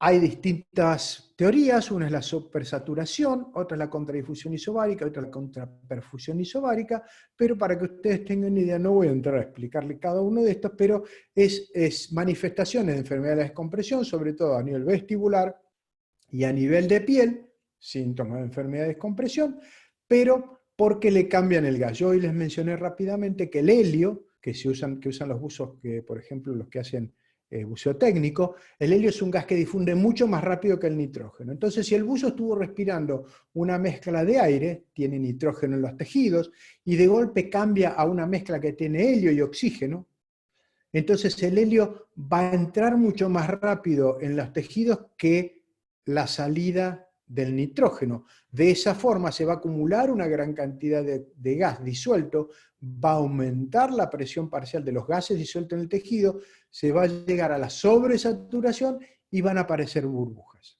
Y por ahí el buzo estaba en la misma presión. Entonces, por eso se llama enfermedad de la descompresión isobárica. Contradifusión isobárica, contraperfusión isobárica y supersaturación son los mecanismos. Para ir ponerle un moñito a todo esto, este es un cuadro que nos indica la frecuencia, la relación que tiene las manifestaciones de enfermedad de descompresión y el tiempo en el que aparecen después del buceo. Fíjense que la mayoría aparecen más o menos antes de la hora de haber salido del agua. Se pueden aparecer después, fíjense que a veces 25 a 48 horas también hay veces que aparecen. Pero yo les digo que si aparecen después de las 24 horas, si bien no lo pueden descartar, pero hay que pensar que la causa puede ser otra. La mayor causa, manifestaciones, dolor y alteraciones en la sensibilidad. Fíjense que casi el 70% de los buzos tuvieron eso. Después, por supuesto, son los más graves, pero por suerte son los menos frecuentes. Constitucional, esto es un cuadro gripal, muy decaído, muy cansado, disminución de la fuerza. Eso nos está hablando de compromiso del sistema nervioso central o del cerebro. Y la localización de los síntomas, fíjense en este reporte, fíjense que en distintos lugares se van a manifestar los síntomas de distinta manera, pero lo más importante es que el 80% de las manifestaciones comprometen a las extremidades. Dedos y manos, piernas, tobillos, muñecas, cadera, rodilla, codo, pies, hombros, brazos, manos. El 80% de las manifestaciones son en las extremidades. Eso también hay que tenerlo en cuenta. Por supuesto que los dolores son los que más se presentan y los adormecimientos, que las parestesias, que era lo que habíamos hablado, y menos el vértigo y todas las manifestaciones más graves, por así decirlo. Bueno, esto es lo que les adelanté, se presentan mucho más rápido los síntomas graves o más complejos, se presentan prácticamente enseguida. Y los otros tienen un poquito más de tiempo. Estos son horas después del buceo. Fíjense que esta es la evaluación de Dan de el tiempo que pasó desde que el buzo salió del agua hasta que fue tratado en cámara hiperbárica. La mayoría fueron tratados entre las 6 y 12 horas después que finalizó el buceo. Y así más o menos va cayendo, excepto que acá, más de 120 horas, fíjense que tenemos un repunte. Y esto no quiere decir que los síntomas aparecieron ahí. Esto quiere decir que el buzo tuvo el primer síntoma de la enfermedad de descompresión. Esto no es enfermedad de descompresión, la negación. Y muchas veces los buzos cuando llaman para preguntar esto, no dicen, me apareció esto. Tengo desde que salí del agua un adormecimiento en el miembro inferior derecho y no se me va. Entonces a los 4 o 5 días llaman porque no se les fue, no porque recién desapareció. Esto es lo más característico de la negación de los síntomas de enfermedad de descompresión. Bueno, y para ir terminando, hoy por hoy no sabemos quién va a tener enfermedad de descompresión. Podemos hacer todos el mismo perfil de buceo, al mismo tiempo de buceo, hacemos la misma subida y algunos pueden tener y otros no. De hecho, hay algunos buzos que habrán escuchado el término formadores de burbujas. Hay buzos que forman burbujas más que otros. No se sabe bien por qué, pero bueno, existe eso. Y como dijo Bill Hamilton alguna vez, los VENS, o los síntomas de enfermedades de descompresión, son estadísticamente predecibles. Es algo que va a ocurrir. Uno bucee las veces que bucee, puede no tener ninguna manifestación o puede tener de tanto en tanto. Como dije hoy, síntomas leves y síntomas graves. Los leves son las fatigas, dolores articulares, náuseas, y síntomas neurológicos cardiopulmonares son los más graves. Los neurológicos ya los vimos, adormecimientos, debilidad motoras, confusión, alteraciones visuales, pérdida del equilibrio, parálisis, convulsiones, coma, muerte. Esos son neurológicos y son los más graves. ¿Y qué estudio se le hace en realidad a los buzos cuando tienen manifestaciones de enfermedad de descompresión? Se le hace todos estos estudios, bioquímica de la sangre, análisis de sangre, radiografía de tórax, tomografía de cerebro y de tórax, electrocardiograma, ecocardiograma, que no son diagnósticos de enfermedad de descompresión. La realidad es para ver si no tiene alguna otra cosa que le esté produciendo los síntomas o si la enfermedad de descompresión le produjo algún problema. Porque si el buzo que está acá lo están transportando y yo lo voy a meter en la cama, pero tiene síntomas de enfermedad de descompresión porque hizo un accidente por omisión de descompresión, es decir, que subió muy rápido, entonces yo con los rayos X de tórax lo que tengo que descartar es que no tenga neumotórax, porque si llega a tener neumotórax es un problema si lo meto en la cámara. Un diagnóstico diferencial cuando están embarcados, lo que a ustedes se les ocurra. Cualquiera de las manifestaciones que yo les mencioné recientemente pueden ser resultado también de contaminación del gas que están respirando, porque esté contaminado con humo, con algún hidrocarburo, con monóxido, y me puede dar alguna de estas manifestaciones. Apneas voluntarias. ¿Cuántas veces los buzos hacen apnea voluntaria para que el aire le dure más? Y eso lo único que está haciendo es alterando la eliminación de anhídrido carbónico, empiezan a acumular anhídrido carbónico en la sangre y salen con dolor de cabeza. ¿Puede ser resultado de la hiperventilación? Sí, si uno se hiperventila. ¿Cuántas veces fuimos a algún cumpleaños de algún chiquito y dijeron, nos ayudó a inflar los globos? Y hoy empezamos a inflar los globos y nos empezamos a marear. Eso es porque se nos produce un cuadro que se llama alcalosis, es decir, que la sangre empieza a perder acidez y al ser menos ácida nos empezamos a marear. Barotraumas del oído medio o del interno también pueden dar sintomatología compatible con la enfermedad de descompresión. Envenenamiento marino es intoxicación por algún bichito que comimos de mar, algún pescado, podemos tener algún cuadro tóxico, mal de mar, la cinetosis o el mareo de mar, intoxicación alimentaria, y también este EPI final es el edema producido inducido por la inmersión. Eso es un cuadro que se está viendo no solo en buzos, sino en nadadores, incluso triatletas y demás, que se produce un edema de pulmón y que nos puede dar a pensar que es una enfermedad de descompresión, en realidad tiene un edema de pulmón ajeno a la enfermedad de descompresión. Y diagnósticos médicos de enfermedad de descompresión: infecciones, migrañas, dolor de cabeza, stroke, que es un accidente cerebrovascular, uso de alguna droga, procesos de irritación laberíntica, puede ser, hay personas que no son buzos y que tienen un cuadro vertiginoso por compromiso del oído interno, pero no tienen nada que ver con buceo, eso se llama laberintitis, enfermedad de Meniere. Alteraciones metabólicas, un diabético puede tener alguna sintomatología de alteraciones del sensor, alteraciones mental, y por ahí es debido a un problema metabólico de la glucosa. Guillain-Barré es una expresión neurológica, podríamos decir, es una respuesta neurológica a un proceso infeccioso. Algunos pacientes lo tienen.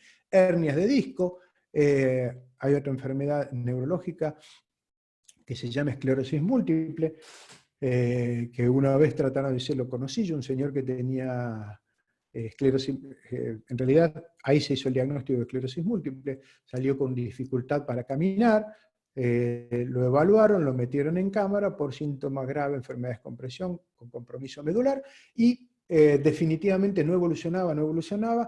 Cuando terminó el tratamiento, le siguieron haciendo estudios y resultó ser que tenía una esclerosis múltiple. Otro que también tuvo un infarto cardíaco, salió con dolor de pecho, agitado, lo subieron a la embarcación, llevémoslo, lo llevaron, lo metieron en la cámara, porque claro, dijeron, este salió, le falta el aire, está con dolor, se rompió, algo le pasó en los pulmones, hizo una manifestación pulmonar de enfermedad de descompresión, el señor seguía con sus síntomas, mucho mejor. ¿Por qué? Porque la presión parcial de oxígeno que respiraba dentro de la cámara era muy elevada, se oxigenó lo suficiente el corazón como para calmarle los síntomas. Pero después, cuando lo empezaron a hacer estudios, se dieron cuenta que había lesión cardíaca y terminaron con un cateterismo poniéndole 2 stents. Pero bueno, esas cosas pueden ocurrir. Y para ir terminando, ven porque yo les puse que los ojos solo ven lo que la mente está preparada para entender o comprender, porque si uno no sabe cuáles son las manifestaciones, tampoco va a saber que tiene una enfermedad de la descompresión. Y para ir terminando, hay factores predisponentes a la enfermedad de descompresión, edad y sexo. Cuanto más viejitos estamos, peor es el intercambio de gases y peor es la tolerancia al ejercicio. El sexo, se creía que las mujeres podían tener mayor incidencia de enfermedad de descompresión por la distribución de adiposa y todo lo que ustedes quieran, pero eso se ha descartado. Lo único que se ha visto que en los primeros 2 días del periodo menstrual están más expuestas, pero personal de aviación que estuvo expuesto a hipovaria. El alcohol, por supuesto, que es un predisponente, porque el alcohol lo que hace es inhibe la hormona antidiurética, lo que hace que orinemos mucho. Por eso cuando tomamos la cerveza, o ustedes se toman las pintas, después van al baño muy seguido. Eso produce deshidratación, no es que orinar va a predisponer, es la deshidratación que se produce, entonces ya lo predisponen a que los gases de los tejidos se eliminen mal. El ejercicio, todo depende del grado o la intensidad de ejercicio que se realice antes del buceo o durante el buceo. Si es durante el buceo, va a aumentar la solubilidad de gases porque aumenta la perfusión de los tejidos. Durante el ascenso o la descompresión hay que hacer movimientos lentos y moderados. Pero si yo empiezo a hacer actividad física importante, voy a estimular la formación de burbujas. Una de las pruebas que se hace para medir el estrés descompresivo, se hace un buceo, supongamos, a 30 metros por 30 minutos, y después se le hace un ecocardiograma buscando las burbujas, a ver si hay burbujas. Algunos buzos no la tienen, pero después de hacer 2 flexiones de pierna, es decir, se ponen en cuclilla, se levantan, cuclilla y se levantan, aparecen las burbujas circulando. Y eso es lo que les mencioné al principio, la tribonucleación. La obesidad, lógicamente, porque el nitrógeno, los gases inertes se disuelven mucho más rápido en la grasa, entonces por eso los obesos al tener más grasa son más predispuestos. Buceos repetidos, cuanto más buceo, más repetido hacemos, más vamos acumulando el nitrógeno en el día, ¿no? La temperatura del agua juega un papel importante porque dependiendo en qué momento la temperatura varíe del agua, va a hacer que se disuelvan más o menos los gases o que se eliminen más o menos los gases. Las mezclas respiratorias, ya hablé hoy de lo que era respirar aire o respirar nitros. Foramen oval permeable es esa comunicación que les mencioné que existe entre las 2 aurículas, y eso también predispone a aparición de manifestaciones. Y después, el último es el factor humano, que es el más peligroso. Somos terribles. Ustedes habrán visto avisos como este, 5 o 7 días en zonas, 5 o 7 buceos por día en zonas remotas, bien lejos. Entonces el IVABOR se llama dive abort, pero bueno, eso es un concepto mío. O si no, este otro, bucear Bonner, 36 inmersiones en 6 días. Interesante. Eso se ve. Y este es un perfil real de buceo, del primer día de buceo de un buzo, 14 metros, 11 metros de promedio, 47 minutos, sin novedad. El mismo día hizo un segundo buceo a 11 metros de profundidad máxima, 50 minutos, intervalo en superficie 49 minutos, sin novedad. Segundo día, primer buceo, 21 metros, 40 minutos, intervalo en superficie tenía 16 horas. Después, a la hora, con un intervalo de superficie de 1 hora, se hizo un buceo a 22 metros por 41 minutos. Y el tercer día hizo un buceo a 36 metros por 29 minutos, con 22 horas de intervalo en superficie, y salió hemipléjico y después pérdida de conocimiento. ¿Les llamó la atención algo de esto? Yo se los muestro. Y lo que les tiene que llamar la atención de esto es esto, de estos buceos. La subida, estamos hablando de una subida de 9 metros por minuto, y si es más lenta mejor, por supuesto, y fíjense las subidas que hace este buzo. Subidas bastante importantes. Son un estrés descompresivo importante, sobre todo llegando a la superficie. Ustedes saben que los cambios de volúmenes son más importantes. Este es otro perfil de buceo, este es un buceo real de un buzo de una salmonera en Chile. Fíjense que la salmonera, la jaula tiene 20 metros de profundidad, y lo que hacen estos buzos, van a buscar los peces muertos en la jaula. Cada buceo es una jaula. Salen de la jaula, se meten en la otra. Va, recoge, sale, y así vas, hace todo, fíjense, 100 minutos buceando así.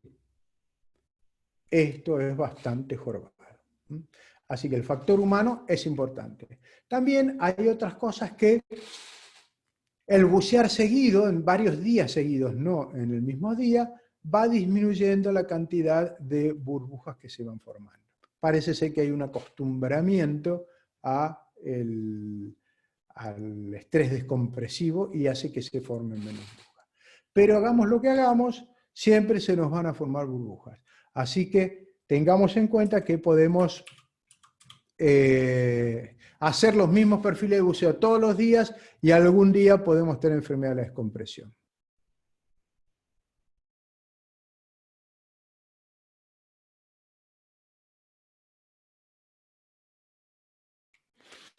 Bueno, ya los dejo descansar. Bueno, Gustavo, te voy a hacer muchas gracias, unas preguntitas que sí. están poniendo. A ver. Tranquila. Primera pregunta. Cuando la presión parcial de oxígeno es alta, parte del oxígeno se disuelve en la sangre y se difunde en los tejidos. ¿Por qué no se producen VENS por burbujas del oxígeno como se producen por el nitrógeno? Fundamentalmente lo que ocurre es que el tejido disuelve oxígeno. Lo que pasa es que no se olviden que nosotros consumimos el oxígeno, no consumimos el nitrógeno, o el helio, pongámosle.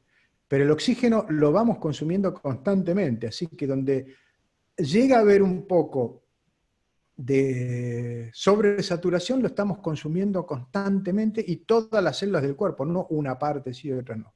Lo que sí se puede producir, que yo he visto algunos, son aeroembolismos por oxígeno. Buzos que estaban buceando con equipos a circuito cerrado con oxígeno, que hace una sobredistensión pulmonar, se rompen los alvéolos, los capilares, embolizan al cerebro. Eso sí lo he visto cuando yo estaba en la Armada, he tratado varios de estos buzos. Pero eso no es enfermedad de descompresión. Por eso yo siempre digo que el aeroembolismo arterial gaseoso se produce por el gas que está respirando el buzo. Si estaba respirando oxígeno, será con oxígeno; si estaba con aire, era aire; si estaba con un trimix, es con trimix. La burbuja tiene eso. Perfecto. Otra persona pregunta, te pide si podés explicar brevemente cómo es el tratamiento en cámara hiperbárica. El buzo tiene algunas de estas manifestaciones. Lo que está teniendo es eventualmente burbujas uno habla de la burbuja, y son muchas burbujas. No es que son una o dos burbujas, son un montón de burbujas que producen la sintomatología. Entonces, lo que se hace, los tratamientos que se hacen hoy es colocarlo en una cámara hiperbárica. La cámara hiperbárica es un cilindro de acero donde los buzos son recomprimidos. Hay tablas de tratamiento. Las tablas más usadas son las tablas de la Armada de Estados Unidos, que los recomprimen los buzos a 18 metros. Si ustedes se ponen a hacer la cuenta, a 18 metros se les suministra oxígeno al 100%, la presión parcial de oxígeno que respiran es de 2,8 atmósferas. Eso les tiene que hacer ya abrir los ojos, porque seguramente que en sus cursos de buceo le dijeron, ojo que la presión parcial máxima de oxígeno cuando estamos respirando una mezcla nitrox es de 1,4. Y yo le estoy hablando que el buzo está respirando en la cámara 2,8. ¿Y los estoy metiendo a la bolsa? No. No es lo mismo respirar oxígeno en el agua, donde uno está en movimiento produciendo anhídrido carbónico, y otra cosa es respirarlo en reposo, quietito, dentro de una cámara hiperbárica.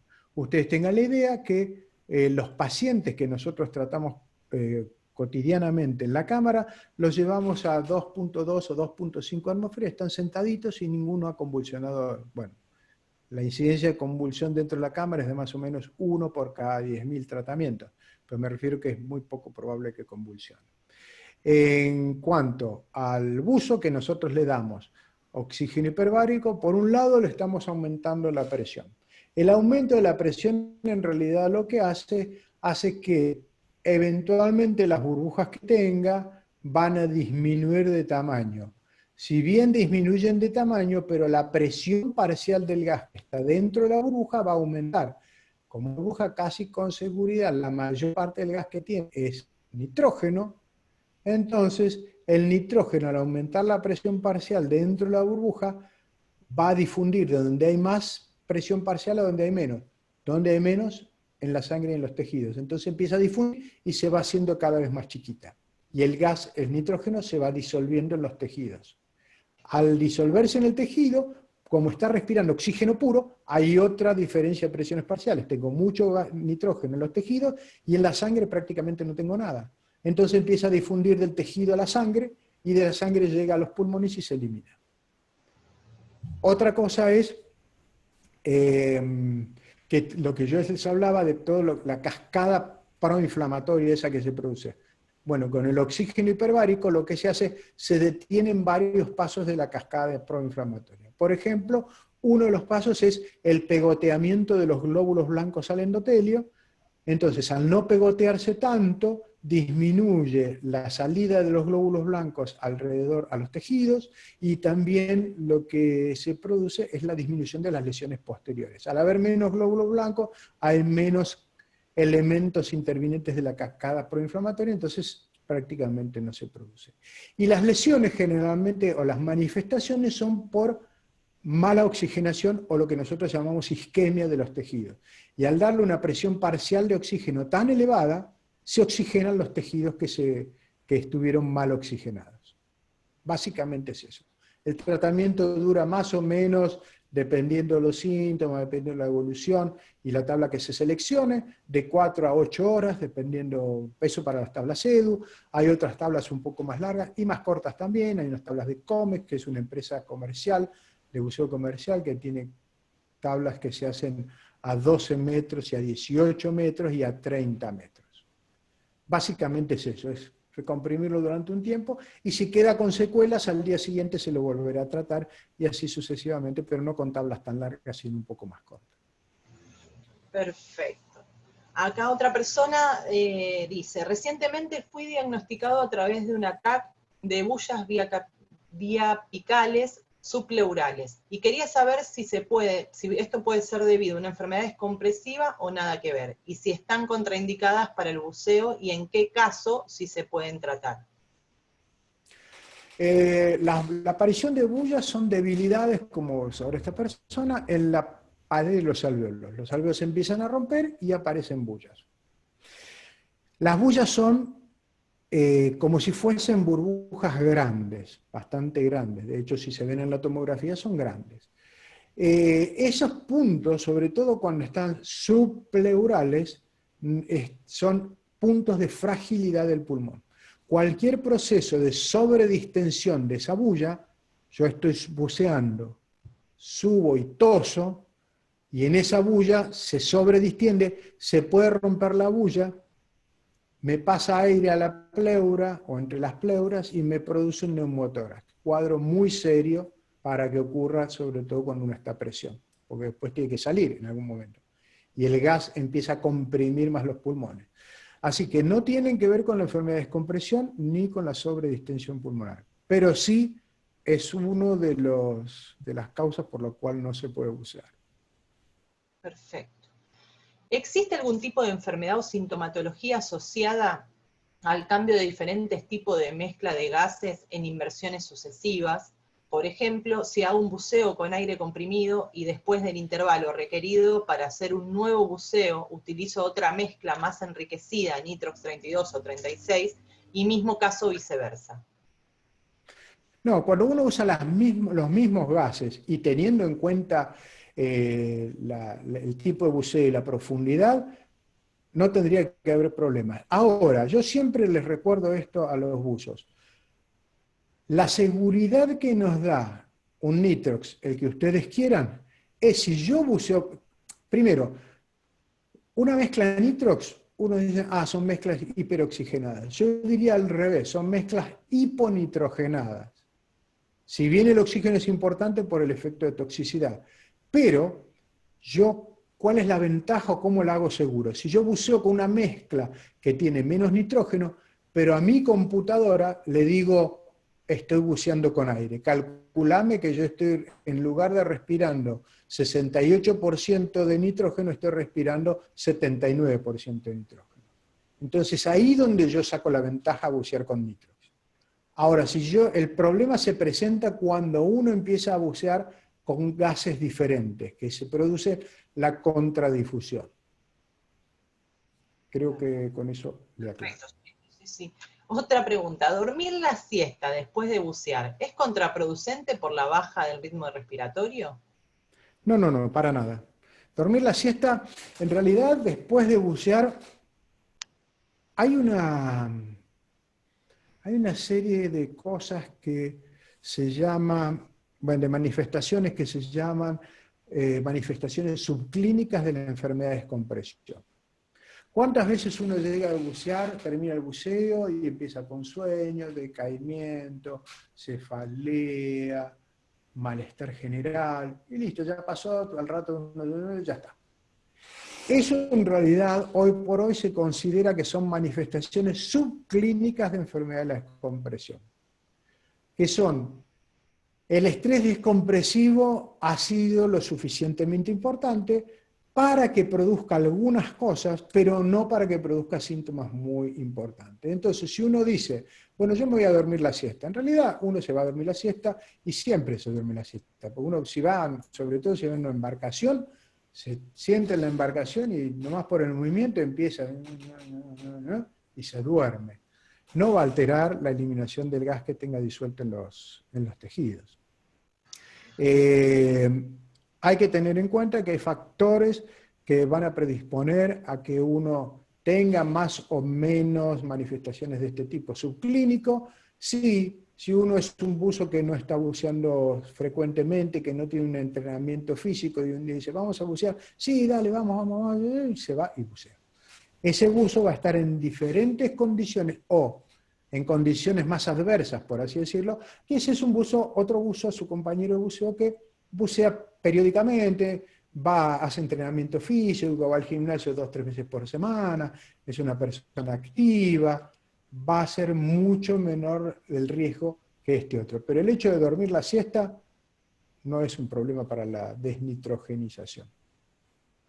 Perfecto. Acá otra persona nos dice en realidad si nos podría contar un poco el caso del buzo peruano y qué es lo que provoca que continúe todo hinchado o cuál es la composición de los tejidos que están en ese estado.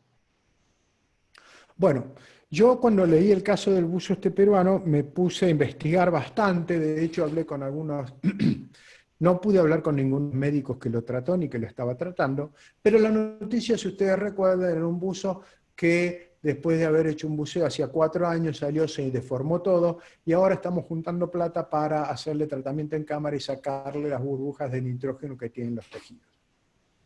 Eso fue lo primero que me llamó la atención, empecé a leer un poco, buscar, hablé con gente, y este buzo lo que hizo fue un buceo a 35 metros estaba buceando a 35 metros. Muy bien, estuvo más o menos 40 minutos, y una embarcación que pasó cerca. Ustedes saben que estos buzos bucean con suministro de aire de superficie, no con un casco Kirby Morgan, sino que bucean con una segunda etapa, una manguera atada al cinto y que va a superficie a un compresor. La embarcación le cortó la manguera y el buzo se quedó sin aire, no tiene botellón de emergencia, así que hizo su ascenso a superficie. Solidariamente, la embarcación que le cortó la manguera se dio la vuelta, le dijo, bueno, usá mi equipo de buceo y andate a bucear. Se fue, estuvo 30 minutos y a los 30 minutos le dijo, che, yo me tengo que ir, así que volvé y yo me voy. Se fue, el buzo subió a su embarcación, llegó a su casa, llegó a puerto, llegó a su casa, y al rato de estar en su casa empezó a deformarse. El deformarse se produce porque una de las manifestaciones de enfermedad de descompresión es la obstrucción. Nosotros tenemos vasos arteriales, vasos venosos y vasos linfáticos. Los linfáticos son mucho más finos, más delicados que las venas y que las arterias, por supuesto, y que por su interior circula linfa. La linfa es un líquido incoloro que de tanto en tanto pasa por los ganglios, y es por eso que cuando uno tiene una infección en alguna parte del cuerpo, se le inflaman algunos ganglios, porque el ganglio está respondiendo al proceso inflamatorio que le está llegando por los linfáticos. ¿Dónde hay mayor cantidad de linfáticos? En los tejidos en las zonas donde hay tejido graso. ¿Dónde tenemos tejido graso? En los muslos, en el pecho, en los brazos, esto es antebrazo, en el brazo y en la espalda. Entonces es ahí donde se produce la obstrucción. ¿Y qué es lo que ocurre? La linfa, al no poder circular, empieza a salir de los linfáticos y se acumula en los tejidos y empieza a inflarse.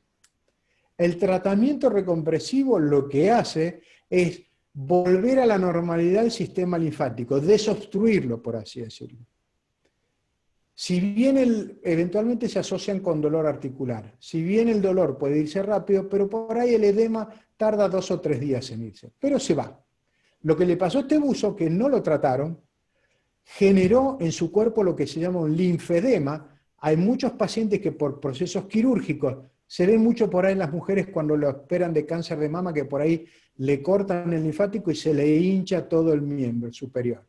Eso es porque el drenaje linfático está liquidado, entonces la linfa empieza a salir y se acumula. Bueno, este hombre lo que tiene, fíjese, si ustedes buscan las fotos, tiene líquido en todas las zonas que yo les dije. Tienen los antebrazos, tienen el dorso, tienen los pechos. Es muy común que las mujeres tengan dolor en alguno de los pechos por manifestación linfática de enfermedad de descompresión.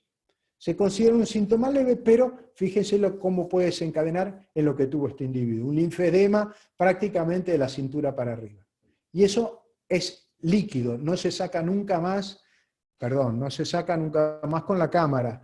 Sí se saca, eventualmente se mejora con el drenaje linfático, que todos habremos escuchado. O manual o por máquinas, por eso, o las botas o las mangas que van comprimiendo secuencialmente para que la linfa puede ir circulando. Pero lamentablemente los vasos linfáticos son tan pequeños que no se pueden operar, ¿no? Dice, bueno, voy a hacer un bypass, lo conecto de acá hasta el corazón, y no puedo. No puedo porque son muy chiquititos. Así que esencialmente es eso. Yo creo, es más, pasado el tiempo, ya no tenía solución este individuo. Y eso que le ofrecieron, no sé quién le habrá ofrecido tratamiento en cámara para sacarle el nitrógeno, pues ya el nitrógeno no existe más. Háganse la idea que unas burbujas que se producen por enfermedad de descompresión pueden durar 6, 8 horas. Después ya no existe más la burbuja. Las burbujas desaparecieron. Dejan la lesión que produjo la burbuja, que era lo que hablábamos hoy. Pero las burbujas, olvídense. Sí. Perfecto. Bueno, Gustavo, la verdad, agradecerte muchísimo un honor haberte tenido con nosotros. No sé si querés comentar o de decirles a todos los chicos dónde pueden comprar tu libro, que es realmente muy bueno y lo recomiendo. Bueno, nosotros hace un tiempo, en realidad fue en 2011, escribimos un libro de fisiología, se llama Buceo, aspectos médicos fisiológicos del buceo. No, buceo, aspectos Buceo. médicos y fisiológicos. Lo escribimos en 2011 con Carlos Espinosa, que es mi socio. El libro se sigue vendiendo, en realidad ya empezamos a hacer la nueva edición que va a ser digital, no sé, por ahí nos va a llevar, el libro este original nos llevó 6 años escribirlo, este calculo que nos llevará un par de años, pero va a ser digital con opción a impresión como hay ahora, porque todos los chicos jóvenes sobre todo leen mucho en el teléfono, en el iPad o lo que fuere, y algunos pocos queremos el papel. Entonces, la modalidad de venta hoy es digital, con opción a impresión, que eso lo hace Amazon y todos los otros distribuidores lo hacen así. Se consigue por Facebook, uno entra a Facebook y pone libro de buceo, y Juan José, que es el que tiene los libros, nosotros ya no los manejamos más, Juan José los encarga de venderlos y se los manda a donde sea. Se los manda a Argentina, los manda a Latinoamérica y hasta Europa también. Perfecto. Bueno, muchísimas gracias, Gustavo. La verdad, realmente, un honor haberte tenido y muchísimas gracias a todos los que participaron de la charla. Que tengan un buen final de semana y cuídense mucho. Cuídense mucho, porque en estas épocas es muy importante, no bajen la guardia. No, no, para nada. Muchas gracias, Yo les Gustavo. digo que vengo de Europa y en Europa vi cosas terribles, pero Sí, ¿no? ¿De qué parte de sí. Europa? Estuve en España fundamentalmente y en Holanda, bueno, Holanda, Países Bajos. Sí. Pero en España se vieron cosas espantosas, es decir, situaciones espantosas. Cuadro espantoso se ve en cualquier lado, cualquier día, pero esto era un montón de casos espantosos. Entonces los colegas y los trabajadores de salud estaban destruidos por el exceso de trabajo y la calidad de paciente que les caía. Amén de que también tenían su conflicto, porque los chinos les dicen, los chinos nos vendieron que era una neumonía típica y resulta ser que es otra cosa mucho más seria que una neumonía típica. Se coagulan, hubo que amputar miembros, tenían lesiones cardíacas, lesiones en cerebro, lesiones de riñón, y todo eso no venía en el paquete que nos vendieron. Así que lo tuvieron que ir aprendiendo a los golpes y con los pacientes que le iban llegando, y fue bastante Sí, feo. Así que tremendo. Y cuídense acá mucho. nos llegará un 20% de la información que vos podés haber traído de allá. Sí, lamentablemente yo también soy bastante receloso con esto de las cuarentenas. Ayer hablé con un amigo y le digo, che, te estuve buscando. No, porque estuve en una campana social. Le digo, ¿qué es eso? No, nos fuimos con mi esposa a ver a mi hija y a mi nieto a la casa. Le digo, ¿pero y la cuarentena? No, es la campana social.